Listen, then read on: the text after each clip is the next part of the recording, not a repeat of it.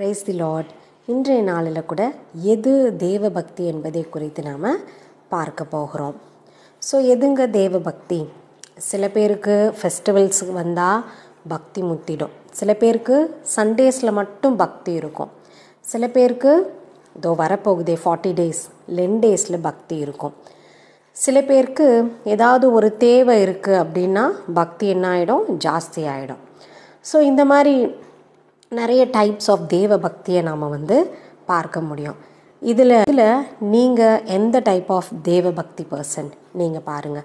தேவ பக்தின்னு எடுக்கும்போது இன்னும் 2 டைப்ஸ் ஆஃப் தேவ பக்தி இருக்குது. ஒன்று இன்டர்னலாக பக்தி இருக்கிறது, இன்னொன்று எக்ஸ்டர்னலாக பக்தி இருக்கிறது. ஸோ எக்ஸ்டர்னலாக பக்தி இருக்கிறது அப்படின்னு பார்த்தோம் அப்படின்னா சண்டேஸில் மாத்திரம் என்ன பண்ணுவாங்க அப்படின்னா சபைக்கு போவாங்க, தேவனை ஆராதிப்பாங்க, துதிப்பாங்க. அந்த ஒரு நாளில் மட்டும் வேதத்தை வாசிப்பாங்க, ஜெபிப்பாங்க, எல்லாமே பண்ணுவாங்க. ஸோ அவங்க சண்டே தேவ பக்தியாளர்கள். அப்படியே பார்த்தோன்னா லென் டேஸ் தேவ பக்தியாளர்கள் யார் அப்படின்னா அந்த 40 days மட்டும் ஃபாஸ்டிங் இருப்பாங்க.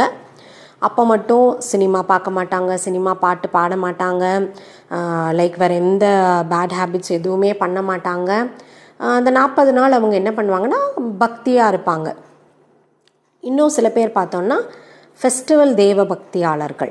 அவங்க யார் அப்படின்னு பார்த்தோன்னா ஃபெஸ்டிவல் டைமில் மட்டும் சர்ச்சுக்கு தவறாமல் வந்துடுவாங்க, தேவனை ஆராதிப்பாங்க, துதிப்பாங்க. மற்ற சண்டேஸில் அவங்கள பார்க்க முடியாது, மற்ற 12 monthsலேயும் வேறு எந்த டேஸ்லேயும் பார்க்க முடியாது. அவங்கள பார்க்கணும் அப்படின்னா எப்போன்னா அந்த ஸ்பெஷல் வெறும் அந்த ஃபெஸ்டிவல் டைமில் மட்டும்தான் நாம் பார்க்க முடியும். ஸோ இன்னொரு டைப் என்ன சொன்னேன்? தேவைக்கான தேவ பக்தியாளர்கள். அவங்க யாருன்னு பார்த்தோன்னா ஒரு தேவை இருக்குது, எனக்கு எக்ஸாம் இருக்குது, நான் அந்த எக்ஸாமில் ஸ்கோர் பண்ணணும், இல்லைனா ஒரு வேலை வேணும், இல்லை ஒரு மேரேஜ் ஆகணும், இல்லைனா பேபி, இல்லைனா வீட்டில் ஏதோ ஒரு தேவை இருக்குது. இந்த காரியத்துக்காக ஏதாவது தேவைன்னா மட்டும் அவங்களுக்கு என்ன ஆகிடும்னா எப்போ பாரு ப்ரேயர் பண்ணிகிட்டே இருப்பாங்க. அந்த ஒரு காரியத்துக்காக ஜெபித்து கொண்டு இருப்பாங்க. அந்த தேவை தீர்ந்த உடனே என்ன பண்ணுவாங்கன்னா அவ்வளோதான், பக்தியெல்லாம் எங்கேயோ காணாமல் போயிடும். ஸோ இந்த டைப் ஆஃப் தேவ பக்தியாளர்களாய் நாம் இருக்கக்கூடாது. தேவ பக்தி அப்படின்றது என்னென்னா நம்மளுடைய லைஃப் ஸ்டைலாக இருக்கணும். நம்மளுடைய லைஃப் ஸ்டைல் தாங்க தேவ பக்தி. சண்டேஸில் சர்ச்சுக்கு போகிறதோ, இல்லை லென் டேஸில் மட்டும் ஃபாஸ்டிங் இருக்கிறதோ, இல்லை ஃபெஸ்டிவல் டைமில் மாத்திரம் சர்ச்சுக்கு போகிறதோ, இல்லைன்னா ஒரு தேவைன்னா மாத்திரம் ஜெபிக்கிறதோ மட்டும் தேவ பக்தி கிடையாது.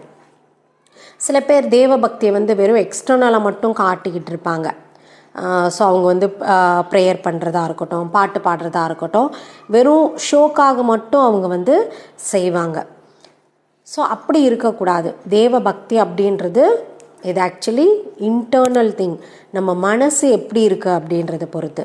ஸோ எக்ஸ்டர்னலாக பார்க்கும்பொழுது சில பேர் எப்படி பார்ப்பாங்கன்னா அவங்களுடைய ட்ரெஸ்ஸிங் சென்ஸை வச்சு, மெயினாக அவங்க ட்ரெஸ்ஸிங் சென்ஸை வச்சு டிசைட் பண்ணுவாங்க இவங்க ஒரு ஸ்பிரிச்சுவல் பர்சனா இல்லையா அப்படின்றது அவங்களுடைய ட்ரெஸ்ஸிங் சென்ஸை வச்சு ஜட்ஜ் பண்ணுவாங்க.